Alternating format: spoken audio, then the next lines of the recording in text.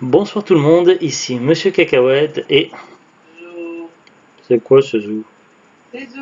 Ah, oui, parce que t'avais pas l'air très enjoué. Ça va pourtant. Oui, Ce soir, nous sommes dimanche 19 août 2018, il est 22h36, et pour ce Parlons DVD, on va vous parler du film G-War, la guerre des géants, donc qu'on vient de voir il y a quelques instants. Donc il est également un peu connu sous un autre nom, donc le nom d'origine c'est Jack the Giant Killer. On peut le voir en général, ils mettent toujours le nom d'origine lorsqu'il s'agit de production Asylum. On peut le voir, donc là, The Asylum présente Jack the Giant Killer. Pas toujours, mais pratiquement les films Asylum, c'est toujours marqué The Asylum, soit derrière, soit devant, soit en gros, soit quelque part. À 90% c'est marqué, mais il arrive que des fois certains films Asylum, certaines productions Asylum ne soient pas du tout marquées sur le boîtier. Mais néanmoins, quand tu lances un film Asylum, normalement, tu as toujours Asylum présente. Alors, il s'agit d'un DVD qu'on avait acheté à Noz il y a au moins un an, peut-être un peu plus d'un an, je ne sais plus. En tout cas, on l'a payé maximum 1,99 €. En général, les films Asylum à Noz, ils sont entre 89 centimes et 1,99 €, rarement plus. Alors, donc il s'agit clairement d'un mockbuster. Alors, à savoir qu'Asylum, ils ont parfois des productions originales, c'est-à-dire des choses que personne n'a jamais fait, comme Sharknado, l'attaque du requin à 6 têtes, Mega Piranha, et ils ont également aussi des fois, ils font des sortes de copies, pas des copies, mais disons des imitations de films de blockbusters, donc c'est pour ça qu'on appelle ça des mockbusters.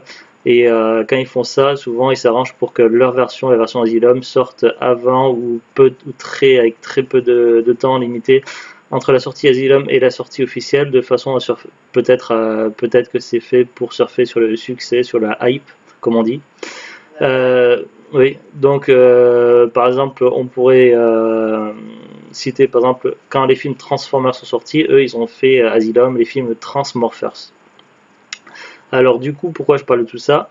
Parce que G-War, la guerre des géants, et donc il s'agit de la version Jacques Tueur des géants, mais la version Asylum, puisqu'il y a eu un avec blockbuster. haricot magique. Ouais, c'est oui, non, mais tu parles du conte Jack le haricot magique, mais moi je parle du film. Il y a eu un film hollywoodien sorti il y a je sais plus combien d'années qui s'appelait Jacques le tueur des géants ou le chasseur des géants, je sais plus, un truc comme ça.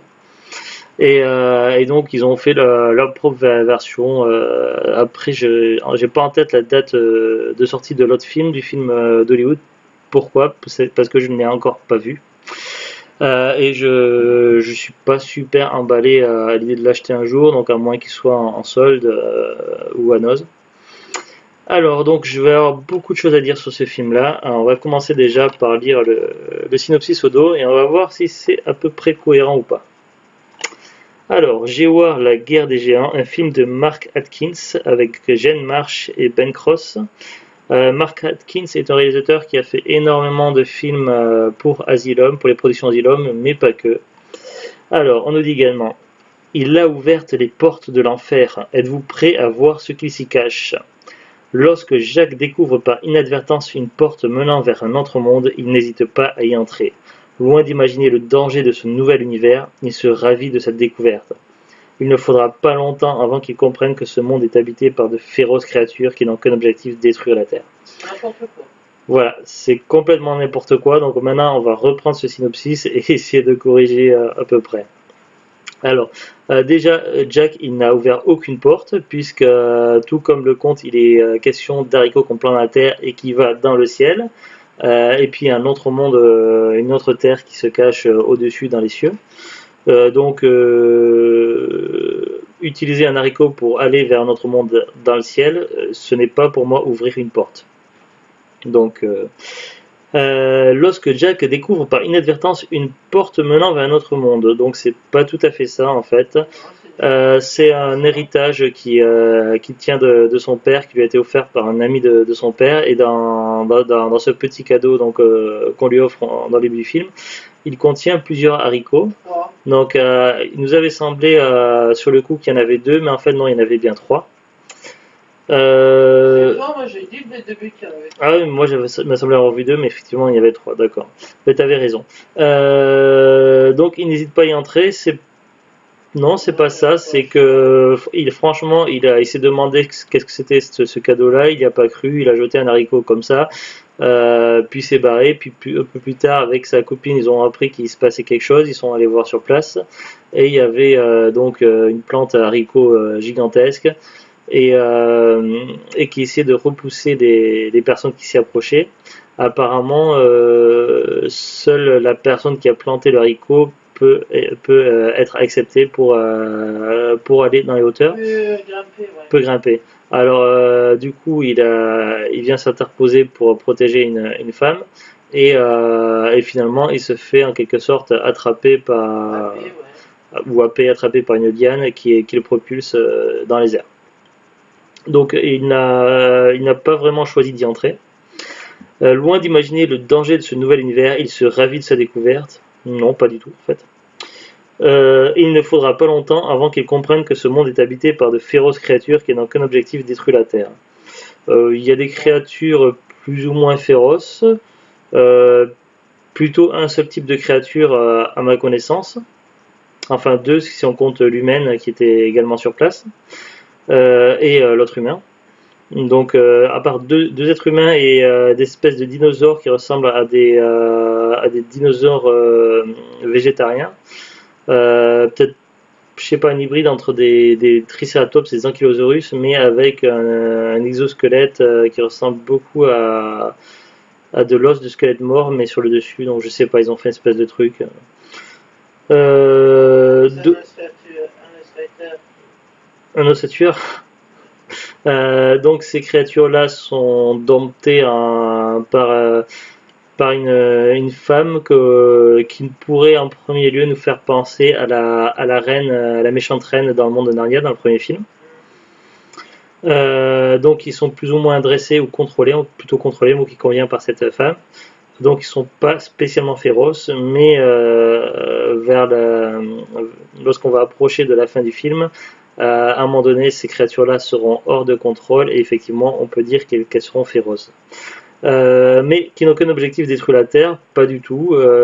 Ces créatures-là n'ont aucun objectif particulier. À la base, ça vivait dans leur monde, dans les cieux, ça a été transporté sur Terre, ça n'avait aucun objectif.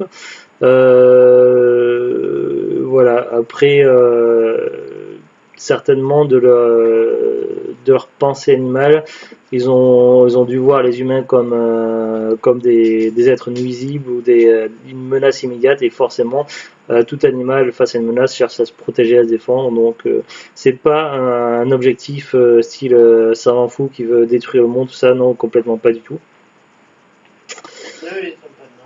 Oui, oui, puis ils n'ont rien demandé. Donc voilà, donc ça c'était parce que c'était tellement n'importe quoi ce qui était écrit au dos que voilà, j'avais envie de corriger. Et puis je pense que Zuglut avait tout aussi envie que moi de.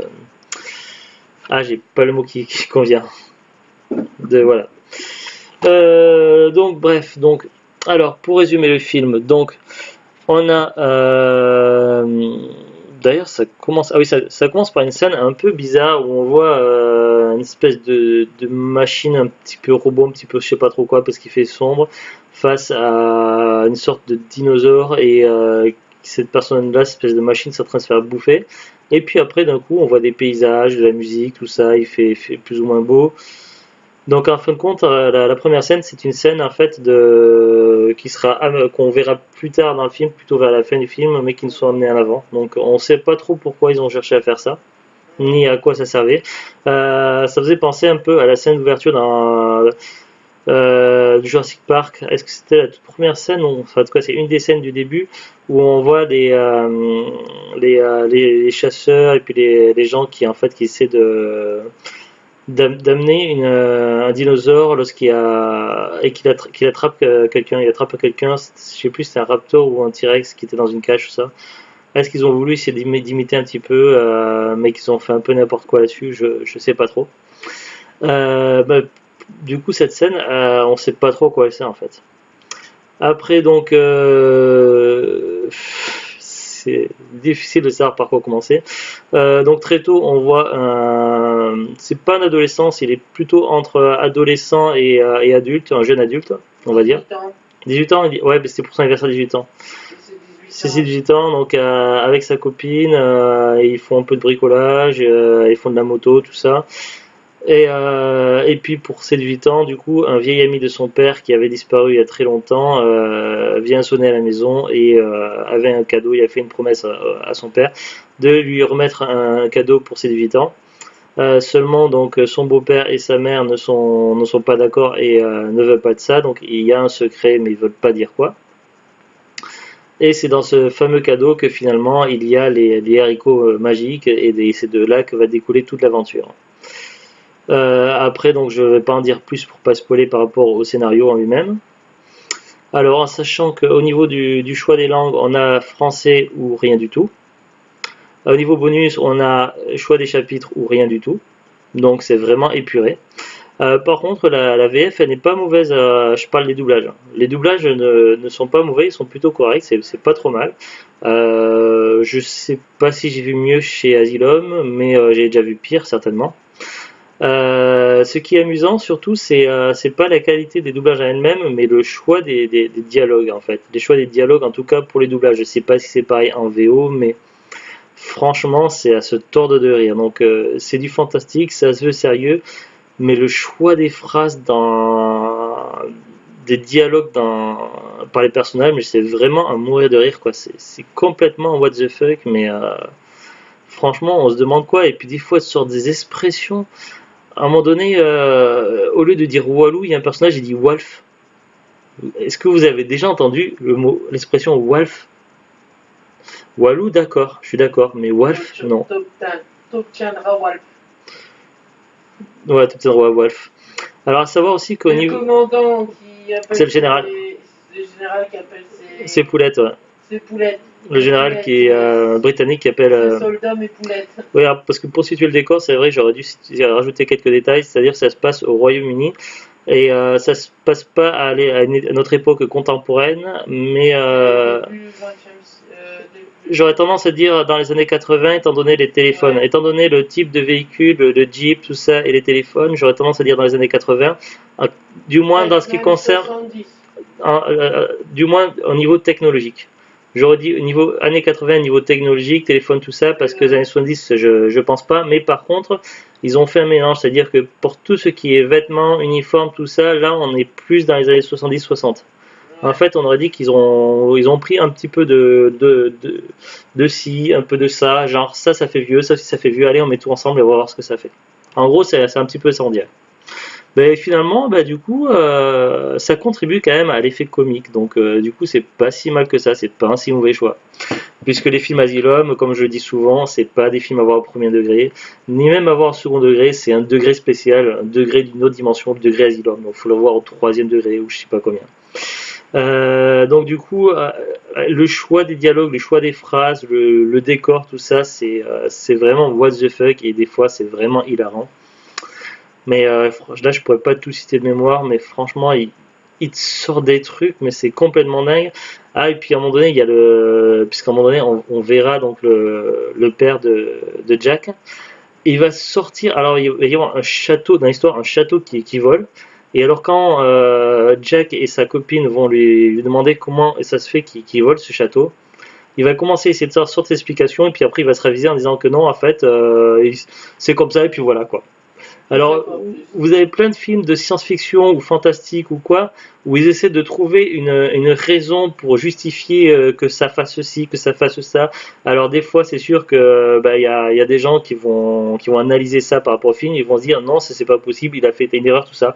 Et ben là, ils savent très bien qu'ils pourront pas expliquer que le château vole. Alors du coup, ils disent on sait pas. Ils font dire à l'acteur, on sait, au personnage, on ne sait pas. En fait, c'est comme ça, puis voilà, et puis merde quoi. En gros, c'est ça. Et donc franchement, je trouve ça plutôt comique.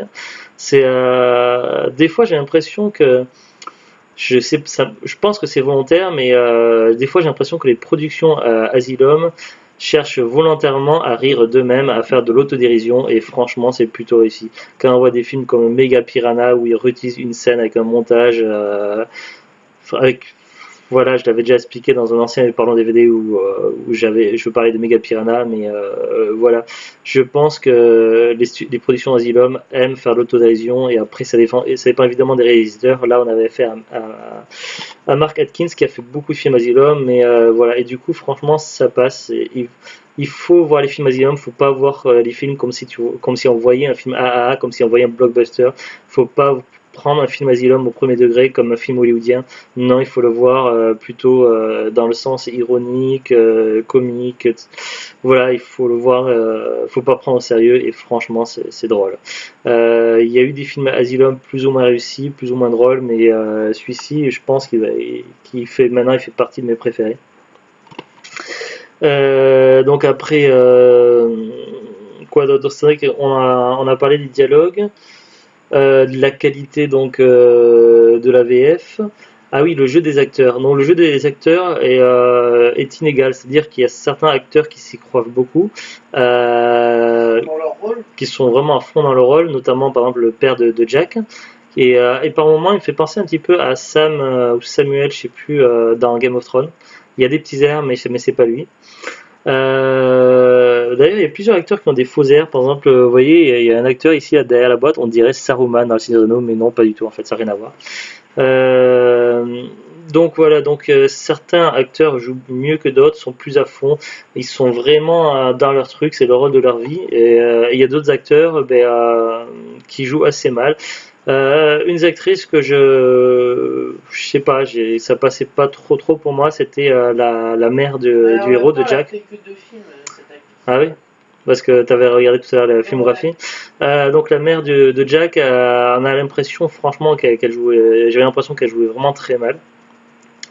Après, il y avait certains acteurs dans leur façon de jouer. Donc il y en avait un, donc je sais plus quel grade il avait, mais il était dans l'armée du général. Ah, celui qui Et hurlait. on avait l'impression que, alors il y Il avait était à côté du général, il y avait pour lui le- parler, lui hurlait. il y avait le général, il était à 2 centimètres de lui, et au lieu de parler normalement, il lui hurlait dans la tronche. Et à chaque fois qu'il s'exprimait à quelqu'un, il hurlait. Donc, je sais pas, mais ça fait partie un peu de ces trucs, what the fuck, on se demande, et après on se dit, ah, mais oui, c'est un film Asylum, donc on cherche pas à comprendre, c'est comme ça, et puis voilà, c'est tout. Mais voilà, Et quand donc. il a remarqué que le général n'était pas mort. Ah oui, oui.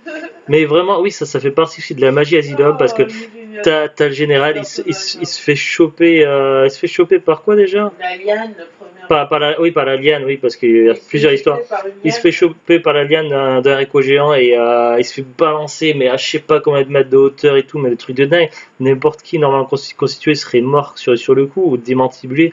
Et le mec, il a juste après un petit peu de poussière sur lui, ça va, tranquille. Voilà, l'asylum, la magie d'asylum. Faut pas chercher à comprendre, mais voilà, donc la qualité de jeu des acteurs est inégale, mais parfois ça laisse vraiment un goût assez drôle quand même. Voilà, après, bon, au niveau de la qualité des effets spéciaux, évidemment, on n'est pas sur un film à gros budget, donc certaines scènes sont mieux réalisées que d'autres. Tout ce qui est décor naturel, tout ce qui est tout ce qui est qu'on peut aisément avoir, donc c'est plutôt bien réussi.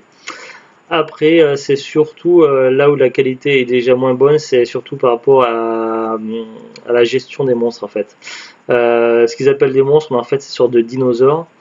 Alors c'est pas toutes les scènes, mais c'est surtout vers la fin du film, on a l'impression de voir qui est un fond vert, donc ça saute aux yeux pour moi. Et ça fait un peu de qualité CGI, tout ça. Non, mais c'est pas toutes les scènes, mais certaines scènes vers la fin, on a l'impression que c'est un peu plus cheap sur la qualité vers la fin du film en tout cas. C'est une impression que moi j'ai eue.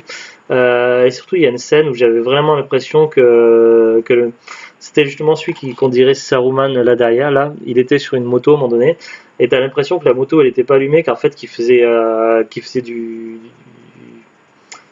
comment on dit pas du piché, non, je sais plus, je vais inventer des expressions comme Asylum, non, du chiquet, voilà.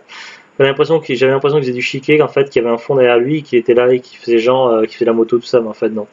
Voilà, il y a eu pas beaucoup de scènes comme ça, mais c'était plus vers la fin, mais où la qualité est évidemment en effets spéciaux moins bonne. Mais après, globalement, c'est vrai que les films Asylum n'ont pas le même budget que les films hollywoodiens, donc et puis avec les autres qualités qu'ont le film, avec l'humour, avec les passages drôles, avec le bon passé sur le film, on peut, enfin, disons que voilà, on excuse, enfin moi j'excuse le manque de qualité sur les effets spéciaux et puis finalement, allez hop, c'est un film Asylum, on s'en fiche, voilà, c'est comme ça et puis voilà, c'est tout. Et puis des fois vraiment ça contribue à l'hilarité tout ça, donc voilà, donc globalement c'est la qualité du film à lui-même, bah c'est du Asylum quoi. C'est plutôt dans le moyen, il y a mieux, il y a pire. Mais en tout cas, côté divertissement, eh ben, c'est une réussite. Franchement, on n'a pas vu le temps passer, on s'est bien amusé. Voilà. Au niveau originalité, il y a eu quand même de l'inédit quand même. Voilà, franchement, j'ai passé un très bon moment sur ce film et c'est ce qui compte, c'est le principal. Après, donc, je fais également aussi la collection des productions Asylum. Donc, dès que je vois un film Asylum, j'achète. Là où je trouve plus facilement des films Asylum, c'est évidemment un Oz. À savoir qu'il faut se méfier également des sites. Je me suis fait avoir il y a quelques mois. Je l'ai ici. J'avais acheté Dragon Quest, une production Asylum sur Press Minister, un vendeur pro. Et malheureusement, eh ben, c'était de la contrefaçon. Je m'en suis rendu compte parce que la qualité imprimée est bizarre, ça fait photocopie, tout ça, c'est vraiment chelou. Je l'ai quand même débisté pour en être sûr. Et c'est en regardant au dos du DVD Dragon Quest que là, je sais pas si vous allez voir quelque chose, mais vous voyez, il y a des références et il y a une adresse de site internet. Alors, si je tourne le disque, alors comment le mettre bien? Alors, je sais pas si vous allez voir quelque chose. Et voilà, il y a une adresse de site internet, c'est marqué www.grupogema.es. Du coup, ça m'a pris un sacré moment. J'ai fait une enquête là-dessus. Ça m'a ramené vers un site américain disant qu'il faisait de la copie de CD de musique à disposition des gens, enfin une sorte de site de plus ou moins communautaire, un site internet avec des copies tout ça, mais c'est des musiques et films, mais normalement qui sont libres de droit en théorie. Sauf que ça, c'est pas du tout libre de droit et du coup, les gens mettent en vente là-dessus tout ça. Et ce qui s'est passé, c'est que un Français, un vendeur pro sur Press Minister, s'est servi de ce site-là pour produire ceci, une imitation assez bien réalisée si on connaît pas grand-chose, mais en y regardant de plus près, on voit bien que c'est pas bon. Et par exemple, on va prendre celui-ci, on va regarder au dos, et en fait, pas d'adresse de site internet. Qu'est-ce qu'on peut dire? Normalement, sur tous les films Asylum, on voit le titre. Non, il est marqué QOL, donc c'est la référence DVD Géoir, donc il y a le titre du film. Voilà, pas le site internet, mais le titre du film. Voilà, donc ça c'est du legit, du légal. Et ça non, donc je me suis fait arnaquer, donc j'avais fait une réclamation sur Press Minister, j'ai été remboursé. Mon commentaire a été effacé mon commentaire sur le vendeur pro a été effacé. Il continue à vendre de la contrefaçon. Apparemment, il vend également de la contrefaçon d'électroménager, tout ça, sans problème. Donc, il n'y a rien à faire. Pourquoi j'ai gardé cette copie? Parce que ça, je n'en veux pas dans ma collection. J'attends d'acheter la version originale, de trouver la version originale de ce même film, la Dragon Quest, la version légale commerciale. Et lorsque j'aurai trouvé la vraie version, je ferai une vidéo de mise en garde et pour montrer les différences entre la copie et l'original. Et une fois que ce sera fait, je détruirai ceci puisque je ne peux rien en faire. C'est une contrefaçon, ça ne se vend pas, c'est illégal, ça peut attirer beaucoup d'ennuis. Donc je détruirai le disque ainsi que le boîtier et l'affiche une fois que j'aurai trouvé la version originale et que j'aurai fait une vidéo explicative. Et pour ça que je garde de côté. Alors, je peux pas vous dire de mémoire tous les titres Asylum que j'ai dans la collection, mais on commence à en avoir beaucoup avec Zouglut. Mais je peux vous montrer déjà ceux qu'on a vus. Oui, ils sont à côté de moi. Ceux qu'on a vus, parce que je les mets dans deux endroits différents. Ceux qu'on n'a pas vus avec Zouglut, ils sont dans les cartons, et ceux qu'on a vus avec Zouglut sont dans les étagères. Donc, tous ceux qu'on a vus avec des Zouglut sont ici à côté de moi. Alors, sauf celui-ci, parce que il n'existe qu'en VO, il n'existe pas en VF, et donc Zulut, ben, la VO, c'est pas trop ça. Il s'agit d'une comédie, donc 18 Year Old Virgin. Je ne montre pas trop longtemps parce que la fille n'est pas très vêtue, mais il s'agit d'une comédie à l'American Pie qui est assez drôle, donc j'avais vu tout seul. Ensuite, on a 100 degrés en dessous de zéro, 100 degrés below zéro, avec John Rhys Davis.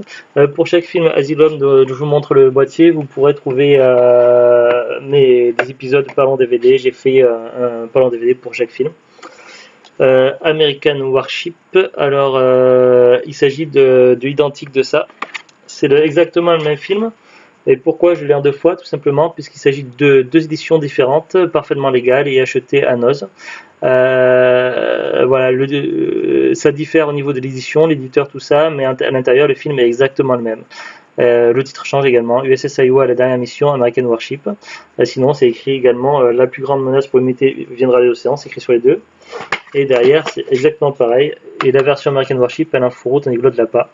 Mais voilà, comme c'est pour la collection Asylum, chez. On avait bien aimé ça. Ouais, c'est un qu'on a bien aimé, c'était vraiment sympa ça aussi. Après, donc, il y a dans les films qu'on a vus avec Zulut. Oui, oui, bah après, il y a des préférés parmi d'autres. Avis de tempête, pas ouf, mais qui était correct, donc voilà, on en avait parlé. Avec Casper Van Dien, un acteur que j'avais découvert dans Starship Troopers, c'est un film que j'adore. Là, il s'agit d'une comédie familiale qu'on a vue il n'y a pas longtemps avec mon fils, donc Les Chaventures de Noël, qui est vraiment sympa. Les animaux parlent, comme dans l'incroyable voyage de Disney, pareil.